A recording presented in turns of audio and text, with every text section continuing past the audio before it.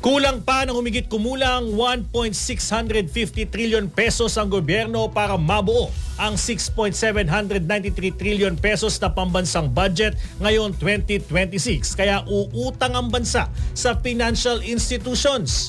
Ito naman ang inihayag ni Executive Secretary Ralph Recto matapos lagdaan ni Pangulong Ferdinand Marcos Jr. ang pambansang budget para sa taong ito. Paliwanag direkto, kapag naipasa ng Kongreso ang budget, hindi ibig sabihin ay buo na ito pagsapit ng January 1. Kukolektahin pa niya ito mula sa mga buwis para makabuo ng pondo ang gobyerno at kung ano ang kakulangan ay uutangin naman ng gobyerno. Sa kabuuan, ani Recto ay maayos ang 2026 national budget at sinisiguro ng ehekutibo na mayroong conditional release ng pondo at pag-aaralang mabuti bago ipalabas ang pondo.